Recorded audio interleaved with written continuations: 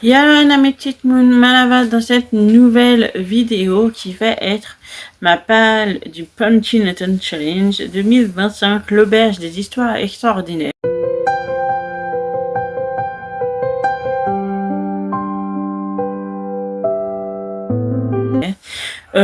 Pour vous détailler le tout, je vous mets la vidéo de Guimauve dans la barre d'infos parce que je vais pas vous expliquer ce que Guimauve fait le mieux.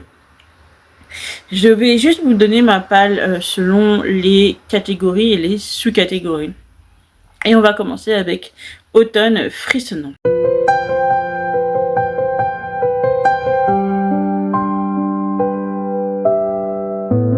Pour l'automne frissonnant, la première sous-catégorie c'est Monster Match, Halloween, créature classique, comédie et danse. J'ai donc choisi classique et danse. Le classique, vous allez avoir des yeux de fou, aussi grands que des soucoupes parce que c'est pas vrai, elle a pas lu. Alors la fantaisie et le fantastique, c'est pas trop ma cam, je dirais. Je suis plus dans les lectures assez puissantes, fortes, et du coup, voilà. Donc le premier roman que j'ai mis dans cette sous-catégorie, il s'agit de La danse des ombres de Yelena Black, publié chez Pocket Jeunesse. Donc, on va suivre Vanessa, vient d'être admise à la prestigieuse académie de New York Ballet, après sa sœur brillante élève, disparue il y a 3 ans. Un drame qui hante chaque instant, chaque pensée, chaque geste de Vanessa. Entre deux répétitions acharnées de l'oiseau de feu, la jeune ballerine n'a plus qu'une idée en tête, se lancer sur les traces de Margaret, au risque de se perdre elle-même en chemin. Si je le relis, c'est parce que ça fait très très longtemps que j'ai lu et que j'ai le deuxième dans ma palle, que ça fait aussi longtemps que je l'ai, mais que j'ai toujours pas lu lui. Donc j'aimerais bien relire le premier pour pouvoir continuer sur ma lancée. Et le deuxième, je vous disais que c'était un classique, j'ai donc choisi Dracula. Alors oui, je n'ai jamais lu Dracula, je l'ai vu, j'ai vu le tout premier avec Laurent Lee, et donc je n'ai jamais lu Dracula par contre. Donc je connais l'histoire de Dracula, mais je l'ai jamais lu. Donc là, je l'ai en collection Panini Comics, Panini, je sais plus. Non, c'est pas Panini Comics. Panini, je sais plus, c'était une collaboration avec Carrefour et du coup voilà, j'ai le Comte de Monte Cristo, Dr Jekyll et Mr Hyde et les aventures de Sherlock Holmes dans cette collection. Mais j'adore cette collection quand même. Le bleu déjà, une beauté, mais vous voyez les cas. Et je crois que c'était une collection qui coûtait moins de 10 € par livre, je crois 9 € ou un truc comme ça. Bref, je suis fan. La deuxième sous-catégorie de cette catégorie, il s'agit de Seriez-vous capable de l'arrêter? Thriller, enquête, suspense, identité, philosophie, paradoxe et manga. Je me suis donc mis thriller et manga, sachant que le manga est aussi un thriller. Le premier en thriller, j'ai donc mis Le miroir des âmes de Nicolas Feuze. On va suivre en fait le procureur Jameson qui va se réveiller à l'hôpital avec une totale amnésie de ce qui s'est passé après une explosion qui a eu lieu à Neuchâtel, la ville dont il fait partie.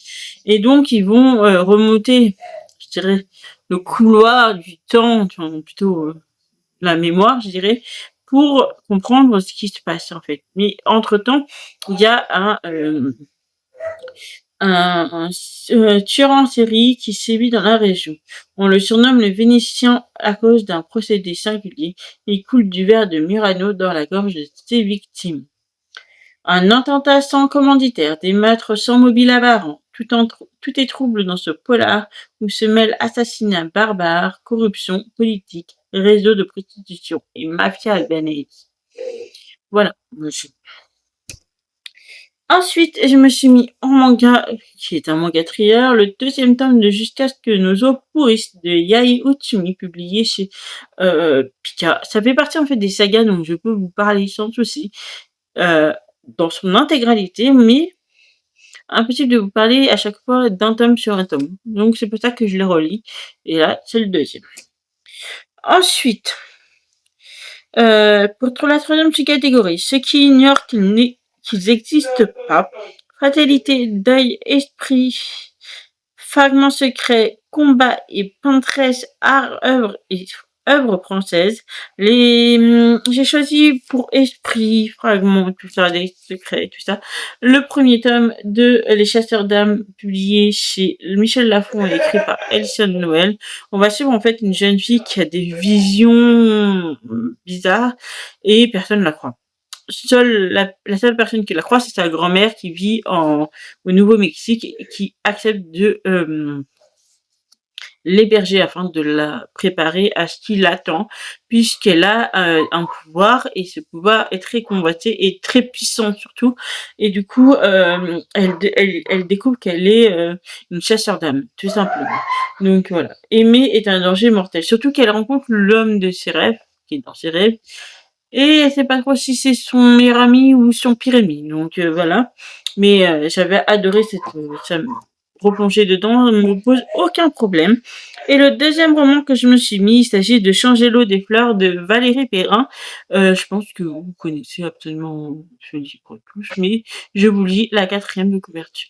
Violette Toussaint est garde-cimetière dans une petite ville de Bourgogne. Les gens de passage et les habitués viennent se réchauffer dans sa loge où rire et larmes se mélangent au café qu'elle leur offre. Son quotidien est rythmé par leurs confidences. Un jour, parce qu'un homme et une femme ont décidé de reposer ensemble dans son carré de terre, tout bascule. Des liens qui unissent vivants et morts sont exhumés, et certaines âmes que l'on croyait noires se révèlent lumineuses. Après l'émotion et le succès des Oubliés du dimanche, Valérie Perrin nous fait partager l'histoire intense d'une femme qui, malgré les épreuves, croit obstinément au bonheur. Avec ce talent si rare de rendre l'ordinaire exceptionnel, Valérie Perrin crée autour de cette fée du quotidien un monde plein de poésie et d'humanité. Un hymne merveilleuse des choses simples. Voilà, donc je continue avec la dernière sous-catégorie. Il s'agit de Les songes maudits de Camilla. Vampire, manoir, nuit, surnaturel, gothique, horreur et nouvelle. Les jumeaux croche-morts, c'est pour le premier roman que vous voyez là. Je sais, c'est le troisième est déjà sorti si je me trompe pas. Et là, on a le premier roman. Après des années d'exil, Silence et Auriel, Croche-Mort, sont soudainement rappelés dans le manoir familial par les grands-parents dont ils ignoraient l'existence. Les jumeaux ne se sentent pas les bienvenus et découvrent qu'une terrible malédiction s'est abattue sur la ville. La romancière attitrée Cassandra O'Donnell nous entraîne dans un nouvel univers aussi envoûtant que terrifiant. Donc voilà. Pour le côté manoir, et je pense que c'est des vampires, donc c'est pour ça que je pense que ça va aussi dedans.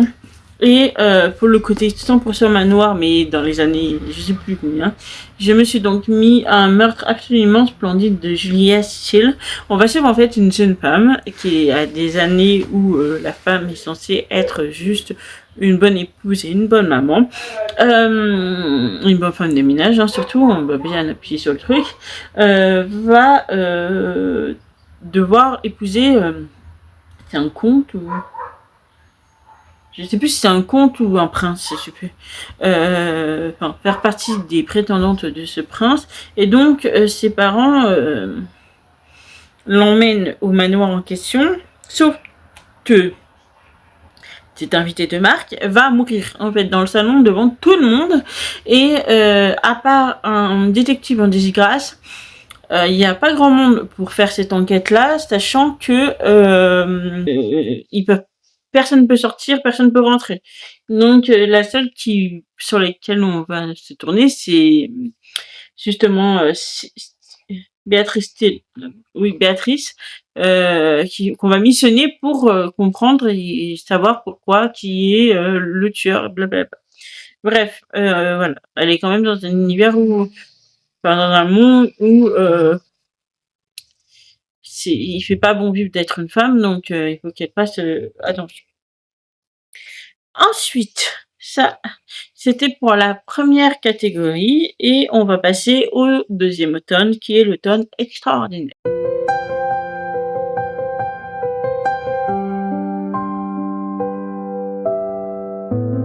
En fait, La première sous-catégorie, il s'agit de chaudron, fondre et clair de lune, fantastique, magie, sorcière, potion, infusion, herboristerie, amour et famille.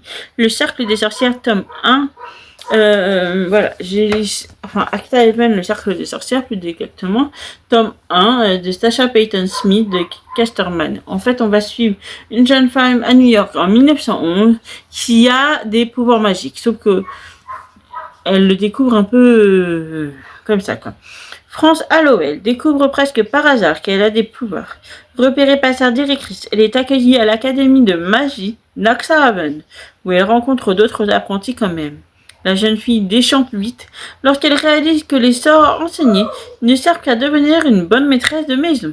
Car France poursuit un but secret, maîtriser suffisamment l'art magique pour venger la mort de William, son frère adoré.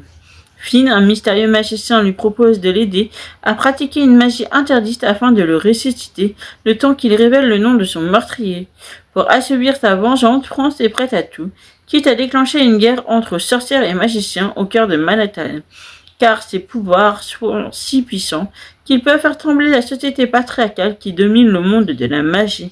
Un roman de fantaisie féministe à la croisée du dernier magicien et de l'année de grâce. Voilà. Je pense que je vais bien m'éclater.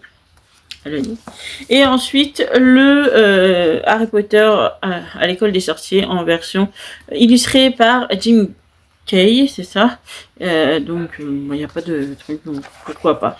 Une petite histoire un soir, tranquille, dans un moment cocon avec du thé, tout ça. Je le vois bien, le petit moment dans une journée un peu maussade. Nickel. Ensuite, deuxième sous-catégorie. La bonne auberge de la pierre levée. Fantasy, quête médiévale, GDR, livre dont vous êtes le héros, voyageur, musique. Je vous le mets là, parce que il est tout en haut en fait. C'est un intégral avec 2 romans. Je me suis mis le sorceleur pour découvrir les choses. Juste avant, j'ai donc aussi, en plus du sorceleur, mis Yuzume. Suyume, je pense que c'est pour le mot voyageur, puisqu'on voyage dans le temps, je dirais. De Makoto Shinkei et publié chez Pika Roman. Dans une petite ville paisible du Kyushu, au Japon, d'une jeune fille de 17 ans, Suzumi rencontre un homme qui dit voyager à la recherche d'une porte. Décidant de le suivre dans les montagnes, elle découvre une porte délabrée trônant au milieu des ruines. Seul vestige ayant survécu au passage du temps. Cédant à une inexplicable impulsion, Suzume tourne la poignée et d'autres portes s'ouvrent alors aux 4 coins de l'archipel, laissant passer toutes les catastrophes qu'elle refermait. Ainsi débute le périple de Suzume, contrainte de clore les portes reliant passé, présent et futur. Ça a l'air pas mal, je crois que ça a l'air pas mal. Donc du coup, la troisième sous-catégorie, c'est ceux qui fait le cercle de la comté, fête, gourmandise, réconfort, joie, diversité, singularité, empathie, vivre ensemble. Je me suis donc mis la plus belle magie de Noël. Là, c'est la plus belle magie de Noël et de Molly Reagan. Donc voilà. Je l'avais pris je crois que tu me l'as dédicacé. Ouais, c'est ça. Je l'ai pris. Il y a déjà un moment, déjà. Il y a 2 ans ou 1 an, je ne sais plus. 2023. 2 ans. Donc voilà, je l'avais pris, puis je l'ai toujours pas lu. Donc, c'est une bonne occasion. Je vais vous lire la question Lucas quand même. Et si la magie de Noël existait vraiment? Lorsqu'à l'approche de Noël, Lucas apprend que ses grands-parents sont vivants, il tombe des nues. Pire encore, il se sent trahi. Il a toujours fait de son mieux pour rendre son père fier, quitte à mettre de côté ses émotions et ses ambitions personnelles. Alors pourquoi lui aurait-il menti toute sa vie? En l'espace d'un claquement de doigts, son monde vacille. Son unique piste pour découvrir la vérité sur sa famille est cet échange qu'il a eu avec un homme étrange au costume vert. Selon cet inconnu, ses aïeux l'attendent. Ils ont besoin de lui. Et la seule personne à pouvoir l'aider est une certaine Aimée, dont il n'a jamais entendu parler. N'ayant plus rien à perdre, Lucas décide de tout quitter pour les retrouver. Mais sa rencontre avec Aimée pourrait ébranler toutes ses certitudes. Au-delà de son caractère bien trempé, de son regard pétillant ou de son corps parfait qui l'attire comme un aimant, Lucas sent sans qu'ils sont liés, et que ces liens pourraient même dépasser les limites du réel. Je pense que c'est une jolie petite romance de Noël. Ensuite, il s'agit de Le restaurant de l'amour retrouvé de Ogawa Ito, cette fois-ci, voilà. Et je vous lis le 4e de couverture. Une jeune femme de 25 ans perd la voix à la suite d'un chagrin d'amour. Revient malgré elle chez sa mère, figure fantasque vivant avec un cochon apprivoisé, et découvre ses dons insoupçonnés dans l'art de rendre les gens heureux, en cuisinant pour eux des plats médités et préparés comme une prière. Rinko cueille des grenades juchées sur un arbre, visite un champ de navets enfoui sous la neige et invente pour ses convives des plats uniques, qui se préparent et se dégustent dans la lenteur en réveillant leurs émotions enfouies. Un livre lumineux sur le partage et le don, à savourer comme la cuisine de la jeune Rinko, dont l'épice secrète est l'amour. Un petit chef-d'œuvre gastronomique et littéraire. Voilà, j'adore cet auteur. Voilà, j'ai pas grand-chose à dire de plus puisque je l'ai pas encore lu et que je le découvre petit à petit comme ça. Et on va donc passer à la dernière de cette sous-catégorie de cette catégorie, c'est latte de variations sophistiquées et crémeuses, couverture aux couleurs d'un latte, cannelle et cardamome, marron et beige. Alors, pour le beige, j'ai mis Résister de Salomé Saké. C'est un truc vraiment de politique. L'extrême droite est aux portes du pouvoir, dans les urnes comme dans les esprits. Ses thèmes, son narratif et son vocabulaire s'imposent. Il est encore temps d'inverser cette tendance à condition de comprendre les rouages de cette progression et de réagir rapidement. Mais je pense que vous l'avez vu passer tellement de fois qu'en ce moment... Ensuite, je me suis mis, on va dire que c'est marron, d'accord? Parce que je sais qu'il y a du noir, mais il y a voilà. Sépia. C'est bon, non? Parce que sinon, j'arrive pas à trouver. Donc, voilà. J'ai donc mis La famille de Anthony Lee, publié chez Sonatine. Ça fait un moment que je l'ai aussi, celui-là. 2022, j'imagine? Je vais vous dire un petit peu.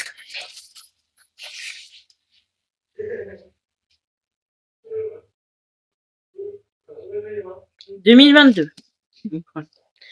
Ça va déjà un moment que je l'ai et du coup, voilà, je me suis mis dans ça. Ça parle de mafia, je crois. Ce qui ne nous tue pas ne vous rend pas forcément plus fort. Un deal d'héroïne qui tourne mal, une fusillade, de mort, un survivant. Martin King.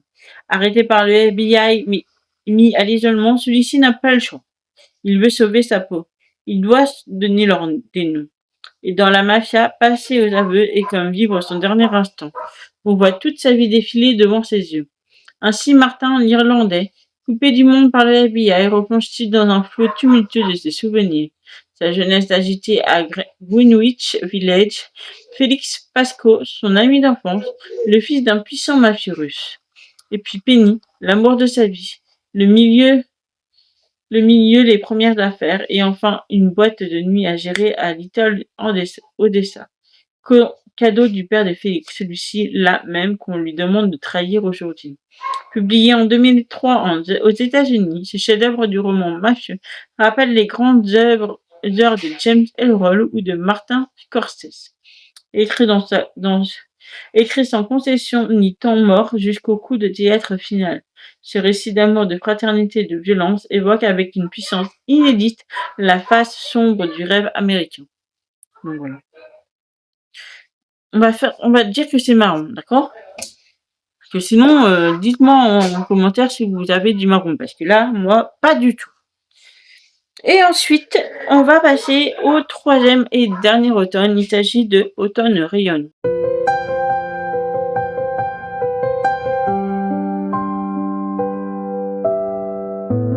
Alors, la première sous-catégorie, il s'agit Je ne couperai pas mes cheveux, je ne parle pas moins fort.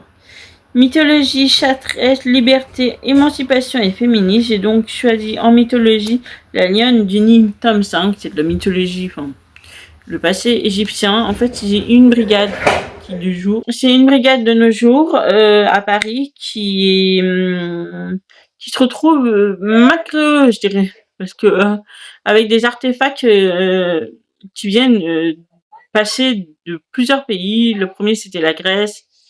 Le deuxième, le Mexique. Le troisième, je ne sais plus, mais c'était le Nord. Et là, je sais plus. Je sais plus. Donc, l'ère des loups, je crois que c'était le Nord. Et l'Odyssée de la loup, je sais plus. Franchement, je sais plus. Et donc, c'est plusieurs mythologies de plusieurs pays. Et donc, voilà. Là, vous avez celle de l'Égypte, ou Égypte 1925 et Paris, France de nos jours. Et ensuite, au niveau du féminisme, je crois que je peux pas faire plus. J'ai donc mis Arpenter la nuit de Laila Motte, l'a publié chez Albin Michel, où on va suivre en fait une jeune femme où le père est mort par la mort et la prison. Si Marcus rêve de faire carrière dans le rap, ta sœur se démène pour trouver du travail et payer le loyer. Mais les dettes s'accumulent et l'expulsion approche. Un soir, ce qui commence comme un malentendu avec un inconnu devient aux yeux de Chiara le seul moyen de s'en sortir. Elle décide de vendre son corps d'arpenter la nuit. Rien ne l'a préparée à la violence de cet univers et surtout par la banale arrestation qui va la précipiter dans un enfer qu'elle n'aurait jamais imaginé. Un roman à la beauté brute, porté par la langue à fleur de peau de Leila Montley. Donc voilà,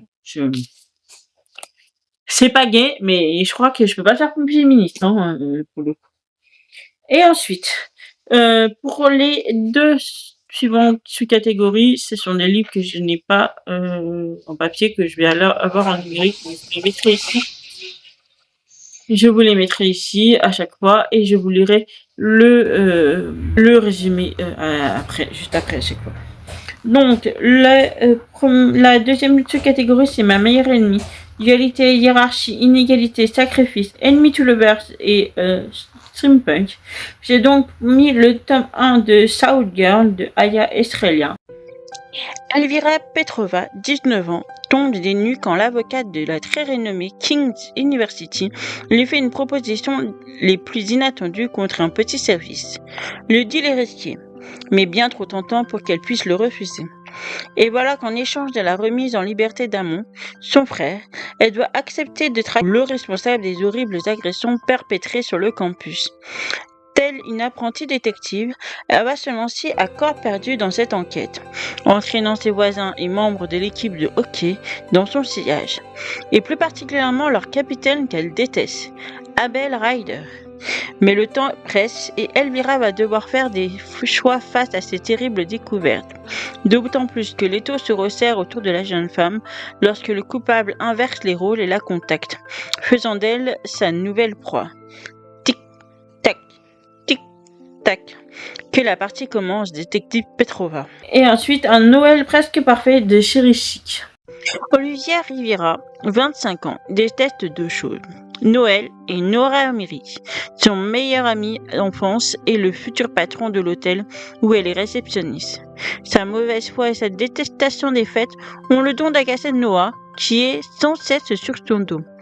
Nora et Nicolas, les grands-parents de Noah et propriétaires de l'hôtel, en ont assez des tensions entre eux et du chaos qui en ressort.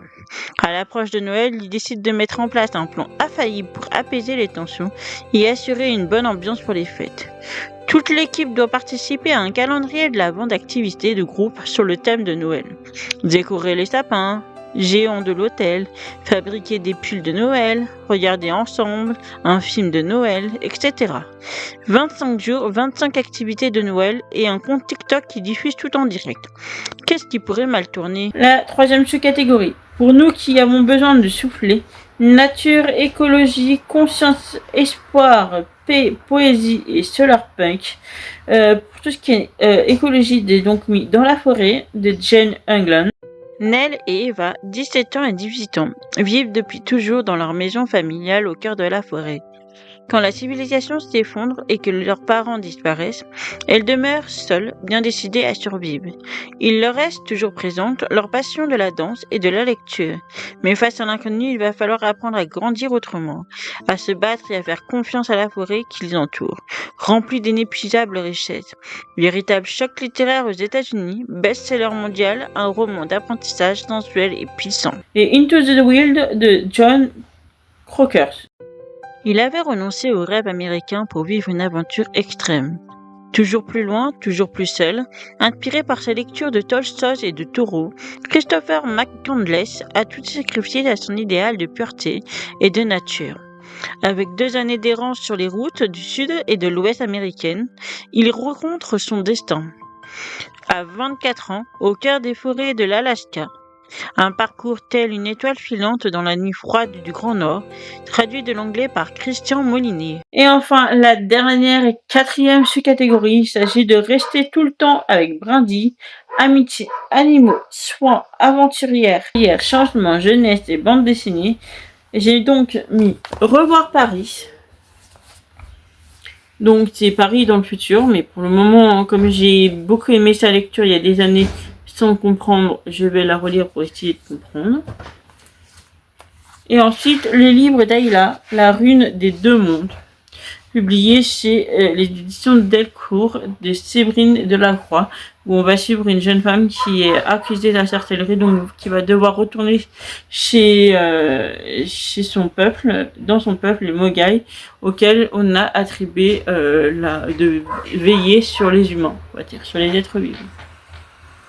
Voilà pour cette petite page, j'espère qu'elle vous... Enfin, grosse page, je trouve.